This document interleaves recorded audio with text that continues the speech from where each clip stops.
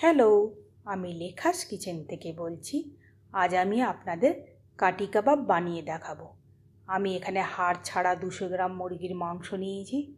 নিয়ে ভালো করে ধুয়ে পরিষ্কার করে ছোট ছোট করে কেটে নিয়েছি। এরপর মাংসটা মিক্সার মেশিনের বাটির মধ্যে দিয়ে দেব। দিয়ে ভালো করে পিষে নেব। দেখুন আমার পেশা হয়ে গিয়েছে। এবারে আমি এটা একটা বাটির মধ্যে বার করে নেব।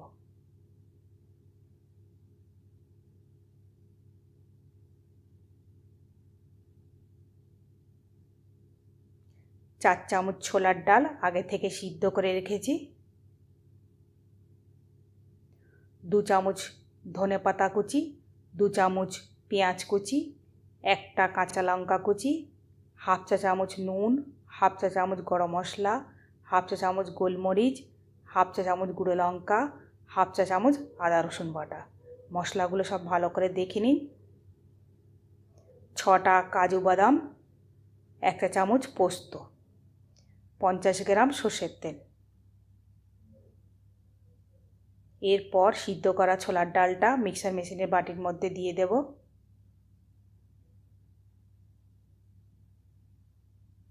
মশলাগুলো সব বাটির মধ্যে দিয়ে দেব।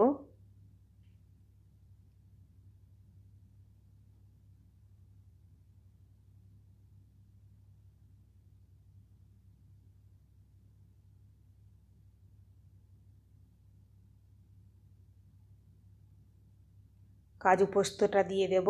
দিয়ে ভালো করে পিষে নেব। দেখুন আমার ভালো করে পেশা হয়ে গিয়েছে। এবারে এই মশলাটা মাংসের মধ্যে দিয়ে দেব।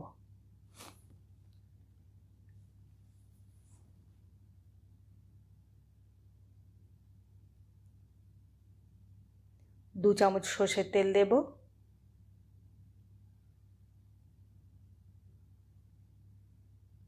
এবারে ভালো করে হাত দিয়ে মাখিয়ে নেব।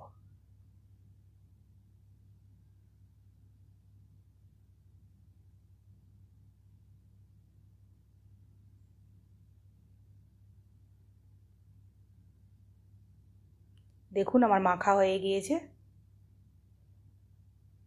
এবারে আমি একটা ঢাকনা চাপা দিয়ে 1 ঘন্টা রেখে দেব। 1 ঘন্টা পর ফিরে আসলাম, ঢাকনাটা খুলব। এবারে আমি কাটি কাবাব তৈরি করতে দেব। এরকম কাটি লাগবে। হাতের মধ্যে অল্প একটু সর্ষের তেল দেব। দিয়ে ভালো করে মাখিয়ে নেব। কাবাবের মাংস হাতের মধ্যে অল্প একটু নেব।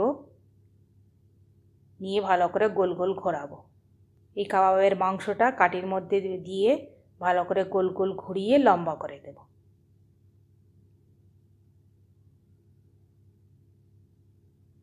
দেখুন এরকম হবে। আমি এখানে 4টে তৈরি করেছি, বাকিগুলো একইভাবে তৈরি করে নেবেন। গ্যাস ওভেনের উপর তাওয়া বসিয়ে দিলাম। 2 চামচ সর্ষের তেল দিয়ে দিলাম। একটা চামচ দিয়ে তেলটা তাওয়ার মধ্যে ছড়িয়ে দেব। তেল গরম হয়ে গিয়েছে। এবার আমি কাবাবগুলো ভাজতে দেব।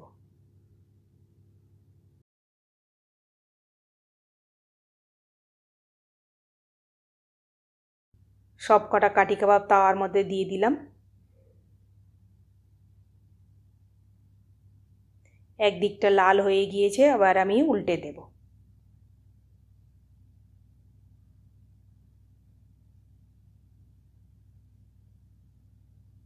সব কটা কাটি কাবাব উল্টে দিলাম। আরও একদিকটা লাল হয়ে গিয়েছে, এবার আমি তুলে নেব।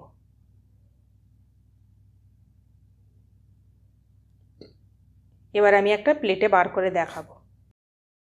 দেখুন আমার কাটি কাবাব তৈরি হয়ে গিয়েছে। আপনাদের যদি আমার রেসিপিটি ভালো লাগে লাইক, শেয়ার, কমেন্ট করবেন।